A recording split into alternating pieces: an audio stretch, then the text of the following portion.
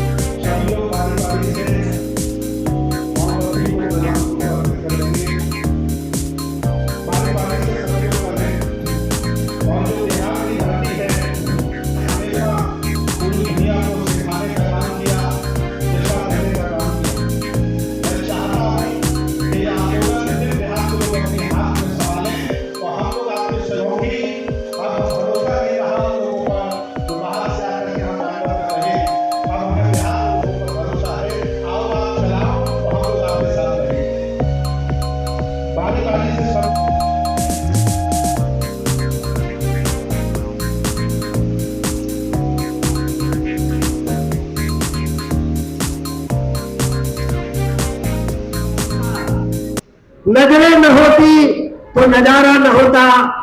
अगर बुद्ध, फुले, सम्राट अशोक, बाबा साहब, डॉक्टर अम्बेडकर नहीं होते तो इन ब्राह्मणवादी व्यवस्था में हम मूल निवासियों का गुजारा न होता, गुजारा न होता, गुजारा न होता। सम्मानित इस कार्यक्रम के सभी अतिथि लोग, यहाँ जो कार्यक्रम हमारे पूज्य भंते सुमित रतन जी जो रखे हैं, जो एक बहुत बड़ा आज का दिन इतिहास के पन्नों में स्वर्ण अक्षरों से लिखा जाएगा। और यह कार्यक्रम खास करके बिहार की धरती पटना में रखा गया।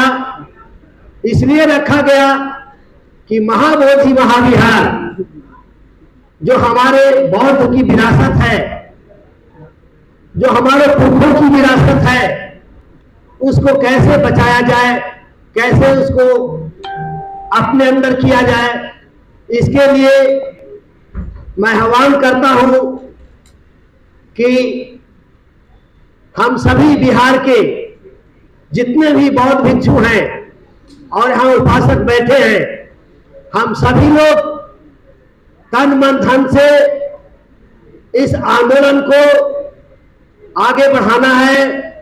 और जब तक हमें महाबोधि महाविहार मिल नहीं जाता, जब तक हम सभी लोग यहाँ पे बुद्ध और सम्राट अशोक और बाबा साहेब की कसम खाकर कहते हैं कि हम लोग जब तक महाबोधि महाविहार नहीं मिलेगा, जब तक आंदोलन हम लोग करते रहेंगे, करते रहेंगे, करते रहेंगे, पीछे नहीं हटेंगे। जब तक बिहार के लोग, भंते और उपासक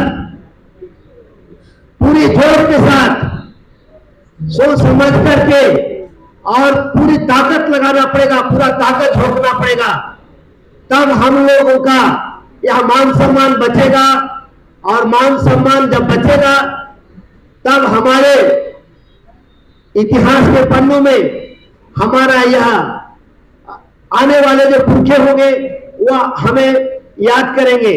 तो मैं यहाँ पे जितने भी खास करके बिहार के जो पूज्य भंते लोग बैठे हैं और जो उपासक उपासिका बैठे हैं, मैं सभी से अनुरोध करता हूं कि आप सभी तैयार हैं महाबोधि महाविहार के लिए हमारे साथ? यात्रा में हम लोग तैयार है ना? भक्त तरह से बिहार को दिखा देना है इस बार।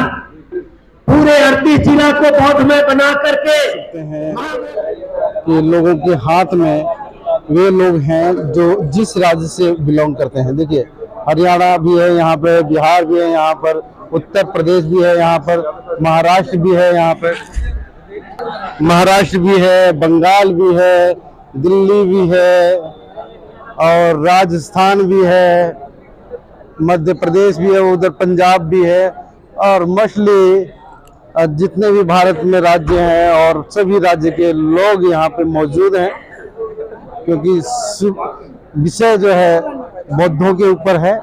बौद्ध विरासत को बचाने के लिए सभी राज्य यहाँ पे इकट्ठे हैं और भंते सुमित रतन जी के तत्वाधान में माँ बोधि बौद्ध विरासत बचाओ सम्मेलन का आयोजन किया गया है। यह एक दिवसीय कार्यक्रम है।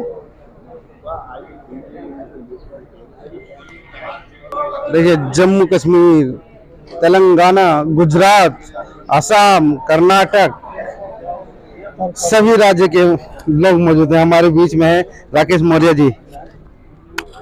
सर, आज के विषय के उस पर क्या कहना चाहेंगे?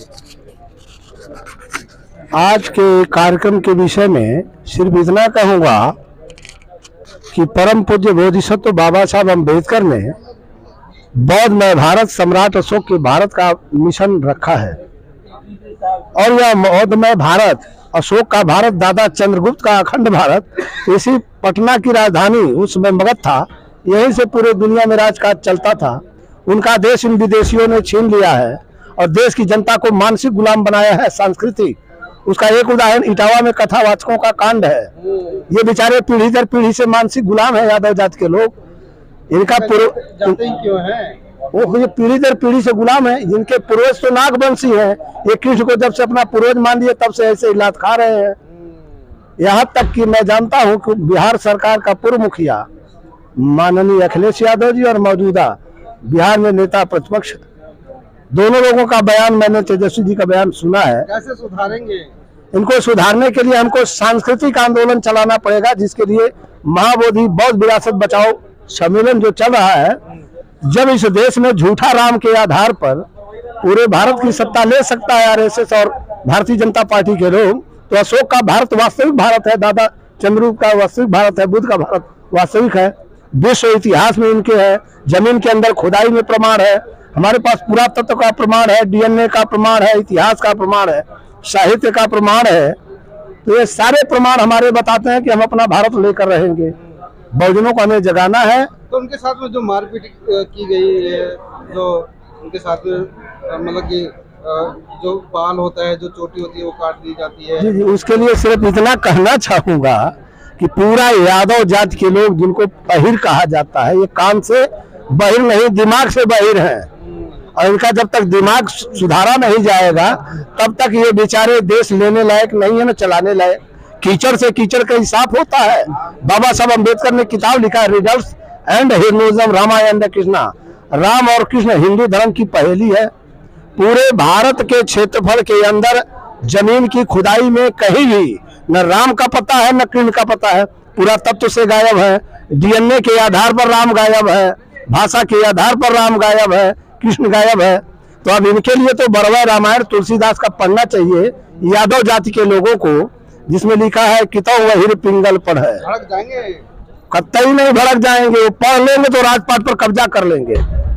कितो वहीर पिंगल पढ़ है तब हो तीन गुणहीन, और उठना बैठना बोलना यो विधाता छीन। ये बात तो बरवा रामायण तुलसी ने लिखा, उससे पूछे लोग। उसने यहाँ तक लिखा है कि अहिरम गणरम अयरु मल्लाहम, बिना कसूरम 10 पन्ना हम। बिना कसूर के अहिर गणरिया मल्लाह को 10 पन ही मारा अपनी मन ही। ये कोई साधु महात्मा है तुलसी? दुनिया का निर्लज और सांस्कृतिक रूप से भ्रष्ट ये तुलसीदास है। तो इसके खिलाफ ही मूवमेंट चलाना होगा। पूरा यादव जाति फिर यार ललई सिंह यादव का साहित्य पढ़ ले। अरे इतना बोल दिया, आपको जेल हो जाएगी। जेल तो भेज दे तो और मजा आएगा। सारे कैदियों को मैं पढ़ाऊंगा, वो फाइटर लोग हैं, बढ़ जाएगा, बाहर निकलेगा तो सत्ता पर कब्जा कर लेगा। क्या करना है, ले चले। चलिए, ये तुलसी लिखे हैं, तुलसी के ऊपर कोई कार्रवाई नहीं, हम पर कार्रवाई होगी। हम संविधान के पूरा पुजारी हैं। हमारा ये मौलिक अधिकार है जो लिखा है मैं उसे पढ़ रहा हूं, तुम उसे आग के हवाले कर दो, जला दो, नहीं पढ़ेंगे। हमारे बाप दादों को तुम गाली दोगे, हम पढ़ेंगे, तो हमको फिर जेल भेजोगे, तो तुमसे बड़ा अपराधी कौन है? देश के 60% से ज्यादा लोगों को व्यवस्था को बदलने के लिए क्या होना चाहिए? इस व्यवस्था को बदलने के लिए भारत में वास्तविक लड़ाई सांस्कृतिक राष्ट्रवाद की है। दुनिया में जहां कहीं भी अस्थायी परिवर्तन हुआ है राजसत्ता का, उसके पृष्ठभूमि में सांस्कृतिक परिवर्तन है। चाहे फ्रांस की राज्य क्रांति हो, चाहे रशिया की क्रांति हो, चाहे चाइना की क्रांति हो, या भारत में मौर्य साम्राज्य के पीरियड में बौद्धमय भारत हो। बौद्धमय भारत का विनाश करके हिंदू भारत, जिसको कहते हैं, सुप्रीम कोर्ट ने कहा हिंदू कोई धर्म नहीं है, तो इसका मतलब ब्राह्मण धर्म है। ये 8वीं शताब्दी से शंकराचार्य, जो दुनिया का सबसे बड़ा आतंकवादी है, उसने चलाया है। जबरदस्ती 70,000 सेना राजा सुधन्वा की लेकर, जो सील का पालन करते थे, हिंसा मत करो, चोरी मत करो, झूठ मत बोलो, व्यभिचार मत करो, नशा मत करो, ऐसे बौद्ध मतावलंबियों का कत्लेआम करने वाला दुनिया का कोई आतंकवादी अंतर्राष्ट्रीय अपराधी हो सकता है, और मैं ऐसा ही मानता हूँ शंकराचार्य को। चलिए, शंकराचार्य जी को अंतर्राष्ट्रीय अपराधी घोषित कर दिया गया है, और अभी बहुत सारे सब्जेक्ट अभी होने हैं, बहुत सारे विषयों पे आज चिंतन मंथन किया जाएगा।